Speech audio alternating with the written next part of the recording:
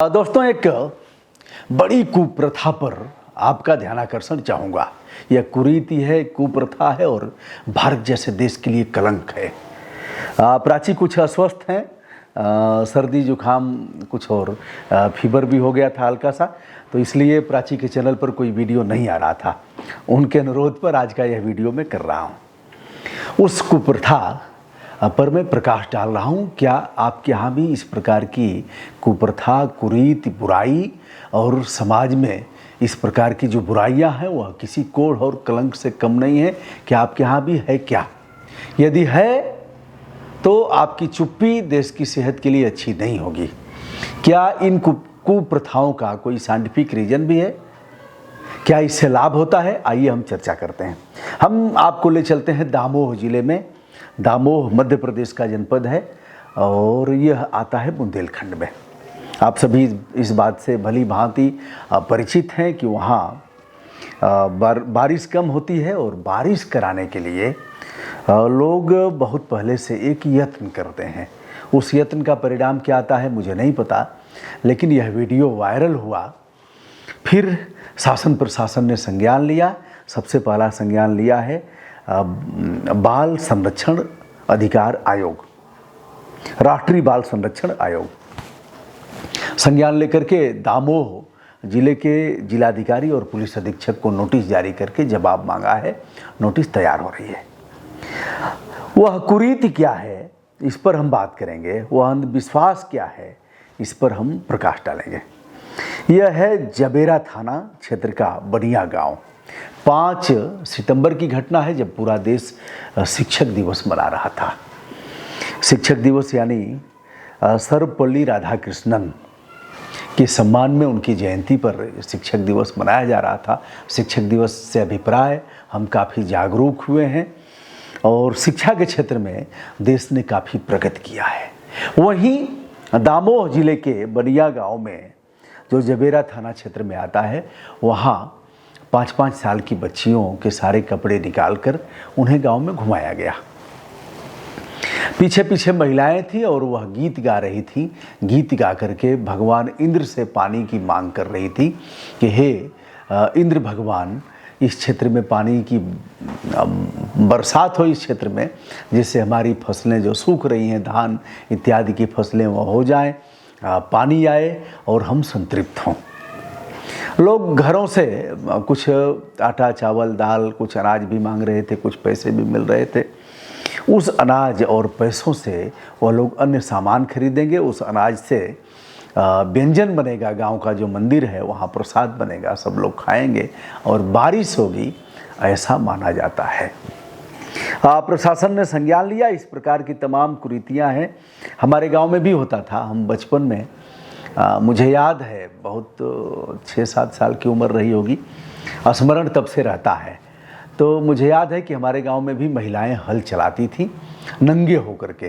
पुरुष बहुत दूर रहते थे और महिलाएं गांव की इकट्ठा होती थी, गीत गाती थी।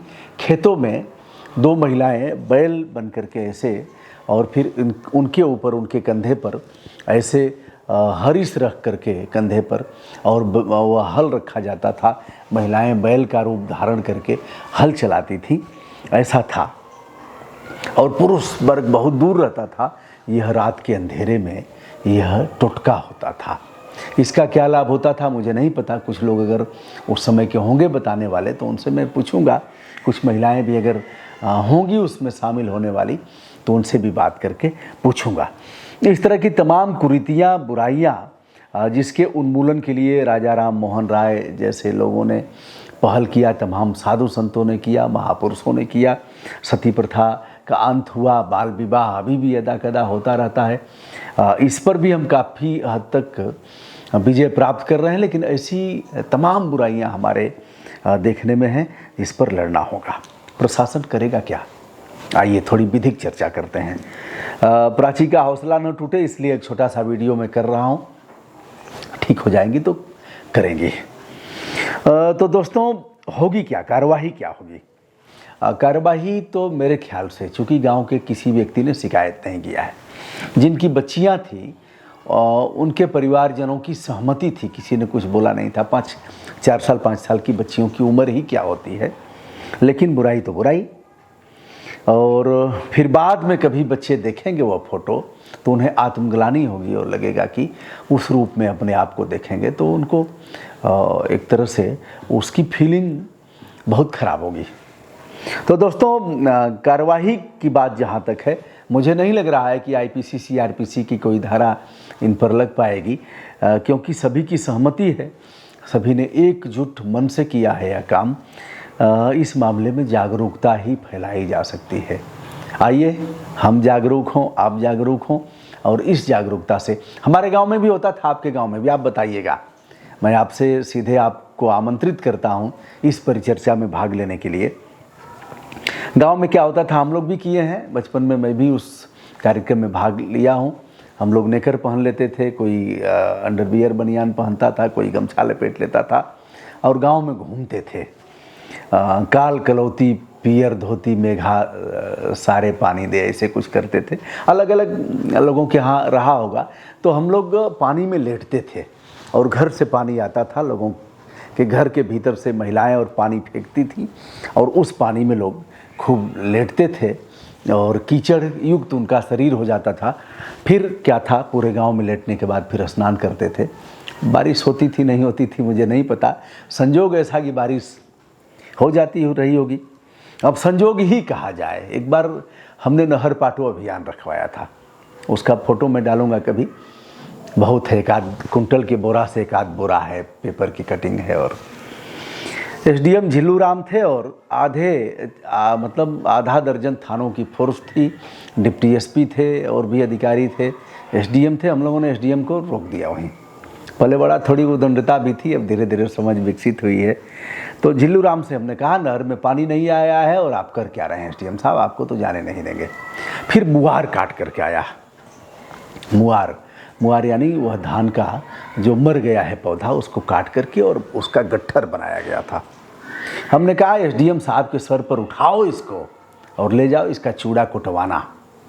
यह था।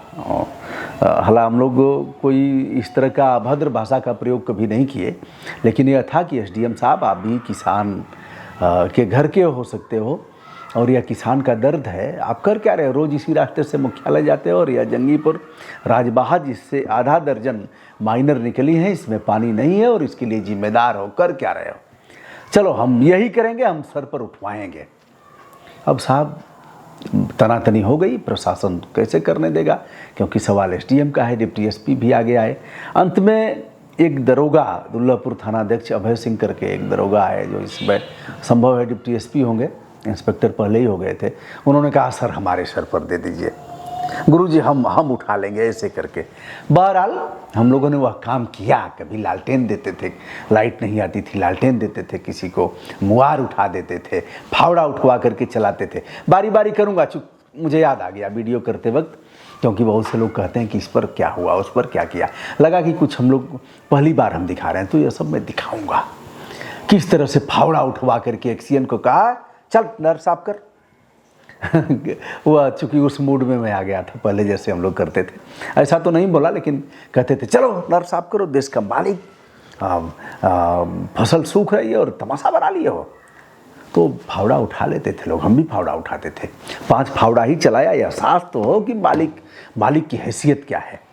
दोस्तों, हम विषयांतर हो रहे थे। तो ऐसी जो कुप्रथाएं हैं उसको समाप्त करने की जिम्मेदारी केवल शासन और प्रशासन पर नहीं है, हमारे आप पर भी है।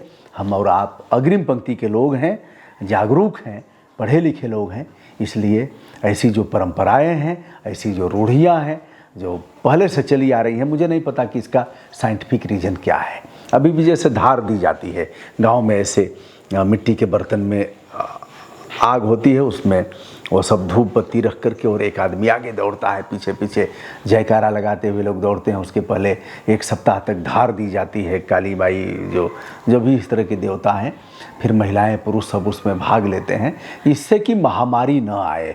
अभी विकासीदास बाबा का कड़ाहा है, अन्य इस तरह का तमाम प्रचलन है गाँव में, लेकिन यह तो बुराई है, बच्चों के साथ ऐसे नहीं किया जा सकता। तो दोस्तों, जल्दी ही प्राची स्वस्थ होकर के आपके बीच आएंगी। हमारी छोटी बेटी हैं, पत्रकारिता भी कर रही हैं।